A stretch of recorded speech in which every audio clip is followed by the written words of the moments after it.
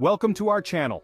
Today we're diving into the eerie and mysterious events that have occurred during some of history's most significant wars. From ghostly apparitions to mystical omens, these stories will leave you questioning reality. Now, I'm not talking about your run-of-the-mill campfire tales, no sir. These are the kinds of stories that make you question the very fabric of what we call history.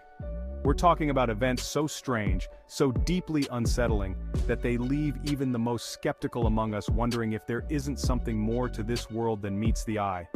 So buckle up, folks.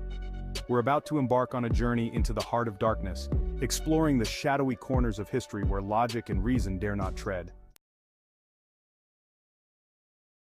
The air is thick with smoke, the ground littered with the bodies of the fallen, the stench of gunpowder and death hangs heavy over the battlefield at Waterloo. It's 1863, decades after Napoleon's defeat, and yet, something isn't right. Soldiers on both sides of the American Civil War, men who had never set foot on this blood-soaked ground before, begin to report strange and unsettling occurrences. Whispers travel through the ranks of spectral soldiers seen gliding through the mist, their forms hazy and indistinct. Some claim to hear the deafening roar of phantom cannons, the ground trembling beneath their feet, though no artillery is present. Imagine the terror, the bone-chilling fear that would grip the hearts of these men, fighting a war in the physical world while something else seems to be waging its own silent conflict around them.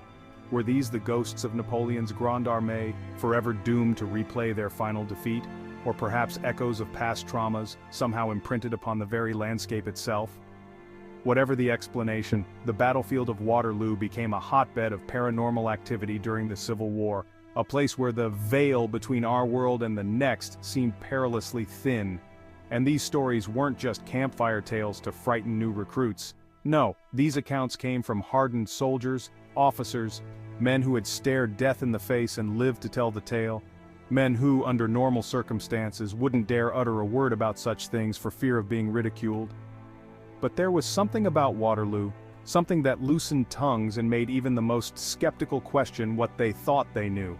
One chilling account tells of a Union soldier on sentry duty, his rifle clutched tightly in his hands. The night is dark, the fog thick as soup, when he sees a figure emerge from the gloom. A man in a tattered French uniform, his face obscured by shadow. The soldier raises his rifle, challenges the intruder, but the figure doesn't respond. It simply stares at him, a cold, empty look in its eyes, before vanishing into thin air. Another story speaks of a group of Confederate soldiers who stumbled upon a ghostly reenactment of the Battle of Waterloo itself. Spectral French cavalry charged across the field, their cries lost to the wind as phantom British lines fired volley after volley into their ranks. The Confederates watched in terror and amazement as the ghostly battle raged around them, the air thick with the scent of gunpowder and the cries of the dead. The stories continued long after the Civil War ended, ensuring that Waterloo's reputation as a place haunted by the ghosts of its past would endure. Even today, some say the battlefield still echoes with the whispers of fallen soldiers, their spirits forever tied to the ground where they breathed their last. The Western Front of World War I, a nightmarish landscape of trenches, mud, and barbed wire. The air is thick with the stench of death, the constant threat of artillery fire hanging over everything. And then, there's the fog. But this isn't the natural fog of war, the kind that provides cover for advancing troops. No, this fog is different. It rolls in unexpectedly, thick and disorienting, blanketing the battlefield in an ethereal shroud. Soldiers on both sides of the conflict report this strange fog, speaking of an unnatural density, a silence that was as unnerving as it was unexpected. Men swear they saw shapes moving within the mists, heard whispers carried on the wind, but when they fired their weapons, their bullets met nothing but empty air.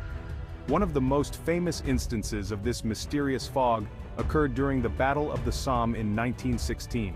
The British Army, poised for a massive offensive, awoke to find themselves enveloped in a thick, white blanket. Visibility was reduced to mere feet, an unexpected blessing for the British troops. Under cover of the inexplicable fog, they were able to advance undetected towards the German lines. 1945, the skies above Europe are alive with aircraft. The Second World War is raging, and pilots on both sides are locked in a deadly aerial ballet.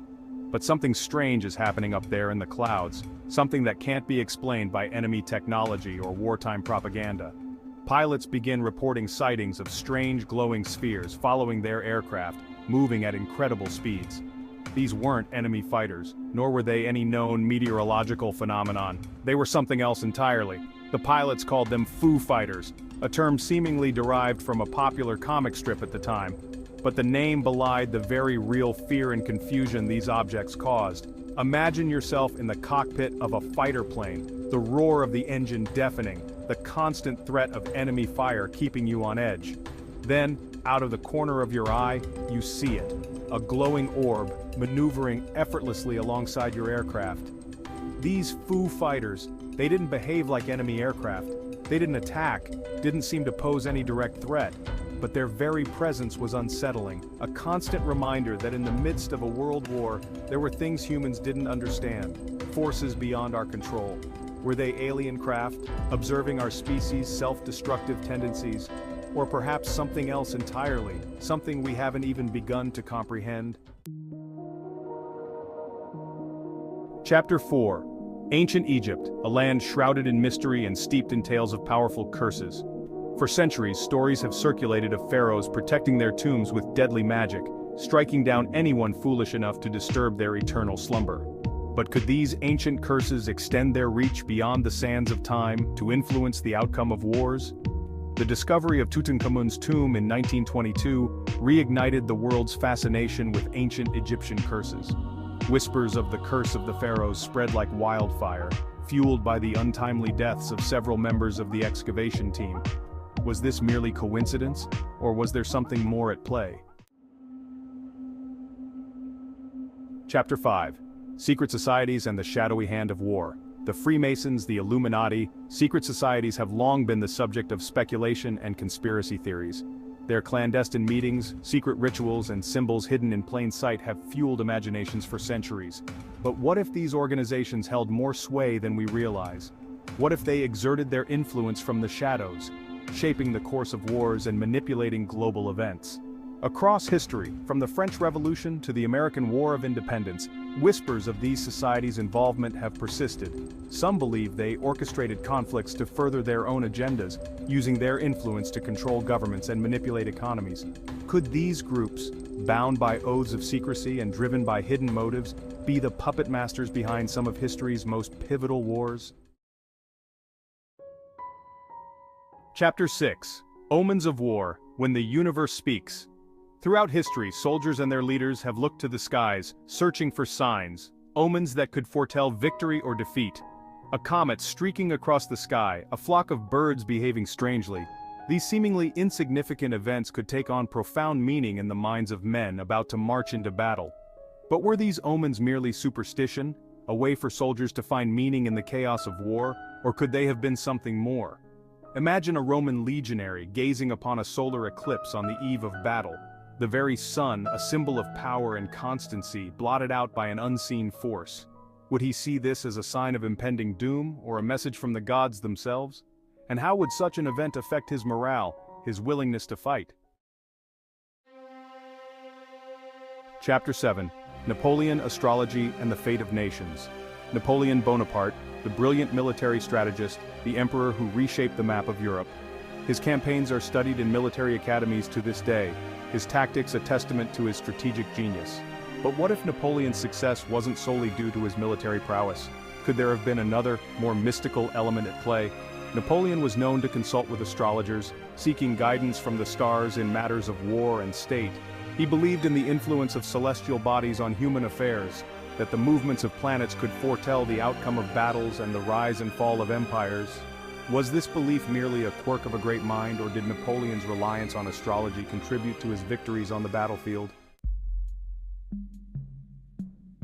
The mystery endures. Thanks for watching. If you enjoyed these mysterious war stories, don't forget to like, subscribe, and hit the bell icon for more intriguing content. Let us know in the comments which mysterious event you found the most fascinating. We've journeyed through battlefields haunted by the ghosts of fallen soldiers, encountered strange fog that defied explanation, and explored the possibility of secret societies pulling the strings from the shadows. But perhaps the most enduring mystery of all is this: In the crucible of war, when the boundaries of reality are stretched thin by violence and loss, do we become more susceptible to the unexplainable? Do these stories tell us something about the nature of war itself, or do they hint at forces beyond our understanding lurking at the edges of our perception? The answers, like the mysteries themselves, remain elusive.